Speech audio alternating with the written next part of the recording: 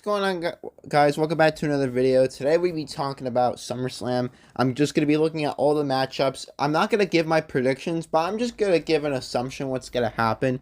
And I just wanted to talk about all the drama going on with the women's booking and my complaints and how I would fix things, even though it's probably not going to be fixed.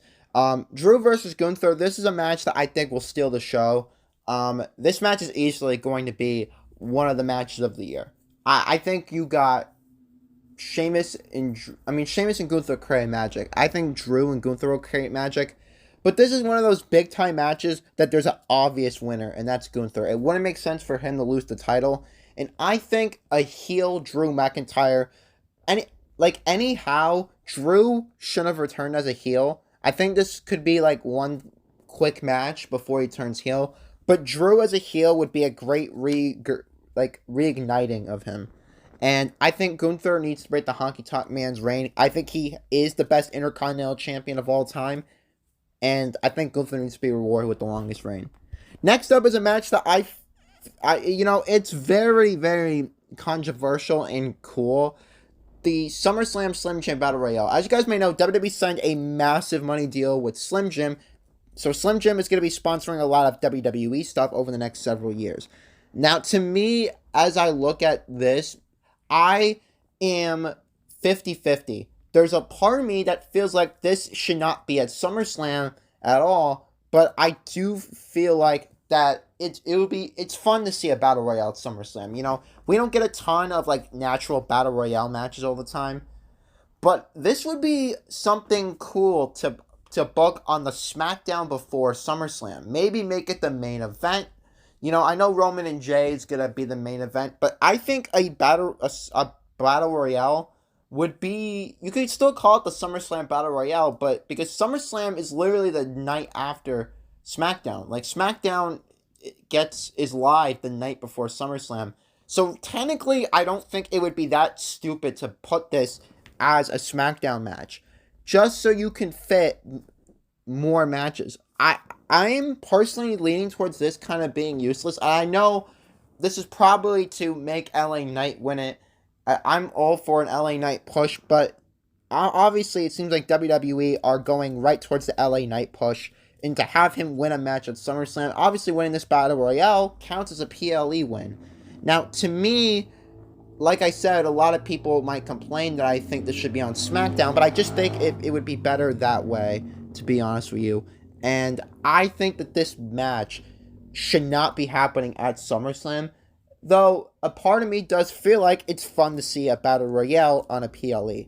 Next up is Ronda versus Shayna. This one I'm very much looked forward to because I love Shayna Baszler. I think WWE are starting to get it right with Shayna Baszler, and it seemed like this is Ronda's last match in the company, so it only makes sense that Shayna wins. I don't think it'll be a squash or anything, because judging by WWE's reluctantness to add matches and for time constraints, it seemed that we're going to get a long MMA match between Shayna and Ronda.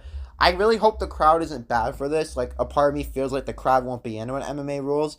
I just hope there's, like, blood. They just tear each other apart, because that's what a Shayna and Ronda match should be. Like, when we envision Shayna and Ronda, we envision two women that used to be in the UFC to absolutely beat the hell out of each other. We didn't envision some soft-ass submission match. No, we know that Shayna and Ronda are dangerous women, so you need to have them fight each other, but with the obvious assumption, Shayna needs to win, and then you can begin a Shayna push after SummerSlam.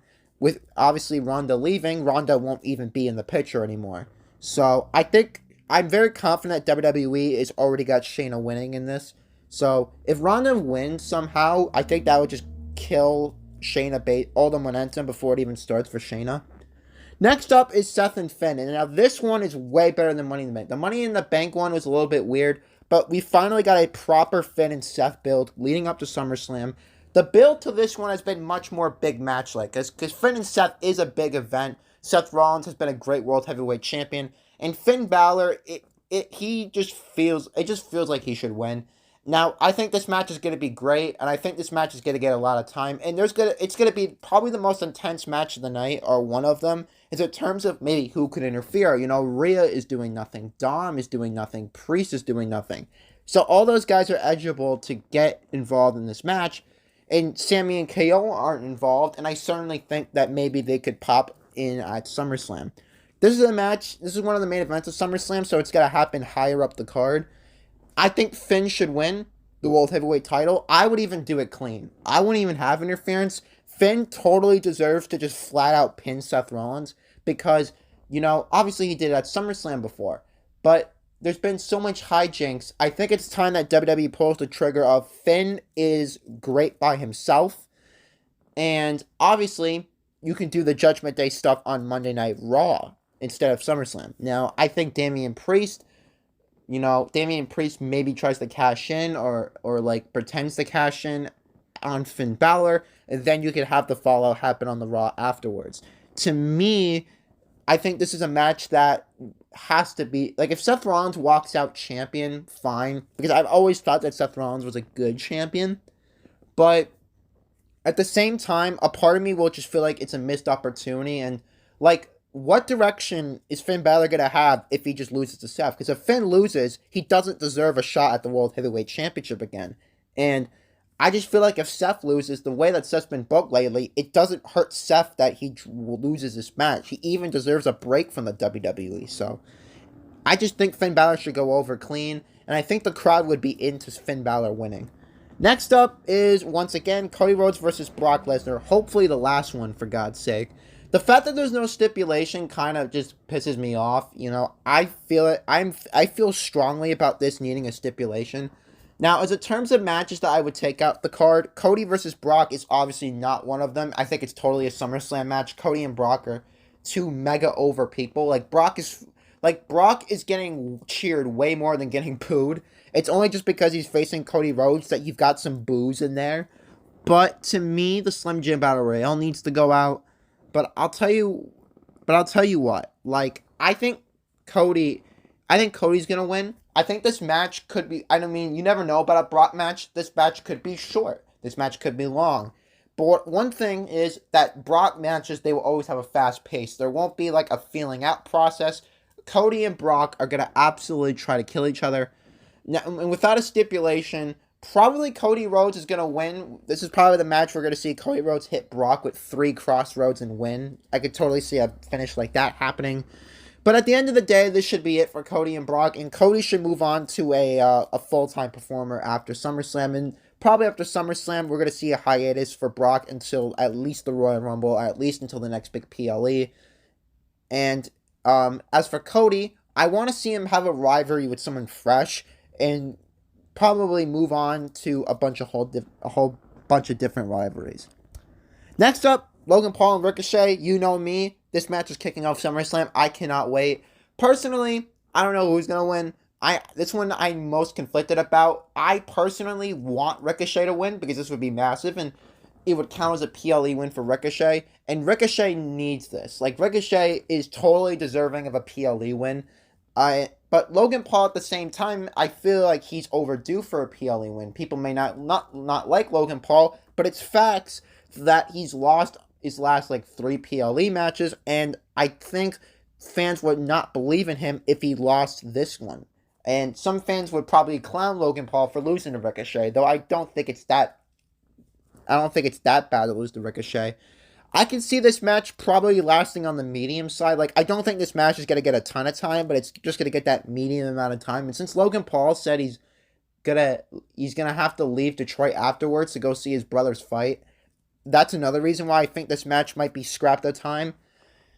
But honestly, I hope Ricochet wins. And the build to this match has also been very, very good. I've been really enjoying how WWE's been putting the emphasis on Ricochet. And I think he deserves it because Ricochet's been on the end of so much bad booking to the point where I think Ricochet totally deserves for the emphasis to be on him. Next up, we got one of my favorite matches at SummerSlam. Asuka defends women's champion against 2 of the best, Bianca and Charlotte. This is a match that could be intense. This is a match that I think Asuka should win. I'm totally sold on it. Bianca and Charlotte don't need this win. However, Charlotte, I think, is a sneaky pick. Charlotte's always sneaky, and Charlotte has won so many matches where you least expect her to win it. Even in the Triple H era, this could probably be true. Bianca, I love her. She doesn't need the championship again. It still feels too short of a time. She lost it at Crown Jewel. Bianca needs a break from the title and probably move on to non-title rivalries. Because Bianca is such a big name that you can have in a non-title scene, it would benefit the women's division overall, especially with an Asuka and Io Sky rivalry potentially on the horizon for the second half of 2023. Now, to me, will Io Sky cash in? I think we're leaning that way. Just the segments between Io and Bayley and Asuka, WWE is definitely trying to tell us that Io is more likely than not going to cash in. Now, I think the cash in will totally happen during the match. I don't see it happening after the match, especially between these three women. I see Io wanting to make a statement because if Io jumps in the match and wins, she technically beat Bianca, Asuka, and Charlotte. So Io's going to want to make a name for herself. Bayley's going to come down to the ring and probably take out Bayley's going to probably take out Bianca and Charlotte. And Io is going to target in on Asuka, who obviously Io seemingly wants to pin for the championship. Now, does Io successfully cash in? I hope she does. And I think her pinning maybe Charlotte or Bianca would be smart. And then you can have the rivalry with Asuka. But I feel like the WWE might fumble this and have her fail the cash in. Either Bayley straight up betrays her, or Bayley or Io cashes in, but Bayley fails to take out Charlotte and Bianca, but Asuka still finds a way to beat Bianca and Charlotte to retain the title. Now, this match is going to be more intense in the second half. I hope Io Sky cashes in, and I think it's kind of crazy that SummerSlam is already happening this Saturday, and maybe this Saturday we could already see Io Sky with the women's title. But how I would book it, I would book Io Sky to cash in, pin Charlotte or Bianca, and then we can finish out 2023 with an epic Io Sky and Asuka rivalry. Next up is the main event of SummerSlam, Jey Uso versus Roman Reigns, pure cinema on the way. The build's been great. I don't really need to tell you much about how good this build has been. It's been great. It's been back and forth between Roman and Jey. Now I think we're totally gonna see Jimmy. I think it's pretty obvious that Jimmy is gonna come back conveniently in SummerSlam, and conveniently we're gonna get a solo interference. Does Jey win? Absolutely not. I know a lot of people feel strongly about Jey winning, but I just don't see a scenario where Jey is the undisputed WWE champion. It just doesn't seem very realistic to me. Though main event Jey is good, I just don't see the trigger being pulled overall. Yeah, Jey's in the main event of SummerSlam, but does the trigger get pulled on him winning these main events? No. I think Roman's going to win. I think the plan is to have Roman go into WrestleMania 40 as champion, and I think the plan is for Roman to finally go down at the 40th WrestleMania. Now, as for how is Jey Uso going to lose, I see Jimmy accidentally costing Jey. Now, I think, personally, Jimmy is gonna destroy Solo to take him out of the picture, and Jimmy is gonna try to go after Roman because Jimmy just wants Jey to win the championship, and Jimmy does too much, costs Jey. Roman takes out Jimmy. Roman takes out Jey, and Roman wins. And SummerSlam basically ends with Roman pointing into the sky, pyro going off, and that's it. Like that is totally how it's gonna end. And the Usos are in disarray, and the Usos have got to regroup with Jey being mad at Jimmy again. I don't think they're gonna turn on each other, but it's gonna turn into a thing where Roman proved the Usos wrong, and the Usos are gonna have problems with each other for a couple of weeks. That's how I see this happening. And I think that even though people may think this is cheesy, I think at the end of the day, I think a lot of people are just gonna like it. The majority of the people are gonna like it because people are gonna realize, yeah, realistically, Roman is not gonna lose the championship to Jey Uso. Now let's talk about matches that I thought were gonna be at SummerSlam that are not, and let's talk about the main one. It's not even Becky and Trish as much as it's Rhea versus Raquel. This is a match that I was certain was going to happen at SummerSlam. Like, this is a match that fit like a glove. Raquel is someone that WWE feels strongly on, especially Triple H. And Rhea, she hasn't been defending the title lately. So SummerSlam is the perfect PLE. Instead, we got a battle royale instead of Rhea versus Raquel. I think Rhea versus Raquel would have been Rhea's best title defense. Just looking at her title defenses, it wouldn't take a lot for Raquel and Rhea to have a match that would be the best in Rhea's reign. I always thought strongly that Zelina versus Rhea wasn't that bad, but I think Raquel versus Rhea would be a legit good match because I think Raquel and Rhea, they worked with each other in NXT. The chemistry is totally there between Raquel and Rhea, and obviously Rhea would win, but obviously that would be a learning curve for Raquel in the main event division of Raw.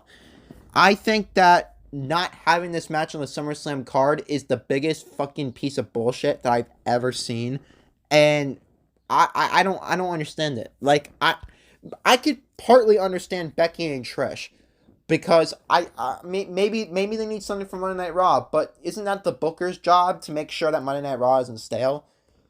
Now, I think Becky versus Trish, even if I swear to God, if Kid Rock, who is rumored to be performing at SummerSlam, never alone we have to see his ugly ass face, Kid Rock performs at SummerSlam for the first 10 minutes, even though it might be quick, those 10 minutes could be saved to have Becky and Trish just slug it out and Becky to win, even though it would be quick succession. Would it be better than a Kid Rock performance? Of course, because it's actual wrestling. This is the second biggest PLE of the year. You don't have Rhea defending the title. I love LA Knight, but there quite frankly should not be a battle royale at SummerSlam. And I think leaving a match like Becky and Trish off the SummerSlam card is just a bad decision. I see a lot of people obviously defending the card, and I think the show will end up being good. I think the final product will end up being good. But I think it could be better. And personally, my biggest gripe is that Rhea's not defending the title. If things change, obviously, I'll be happy. If WWE changes their mind right before SummerSlam and puts Rhea and Raquel, this will all be rescinded. But as of now, Rhea and Becky not having matches at SummerSlam is a bad decision and a disgrace. Because I think the Slim Jim Battle Royale probably should be on SmackDown. And honestly, I think since this is the second biggest PLE of the year, I think why does time matter? Like, WrestleMania is 2 nights. SummerSlam is a huge event. So I don't understand why you're worried about time. Like, is this not a big PLE to you? Like, the card is great and all, but you don't need to be that strict over minimizing time because you have a lot of rivalries going on, and SummerSlam is a big show, so the rivalries should conclude at SummerSlam. I just don't get it. So hope you guys enjoy the video. And my next video will be probably reviewing SmackDown or SummerSlam predictions, and I will see you guys then.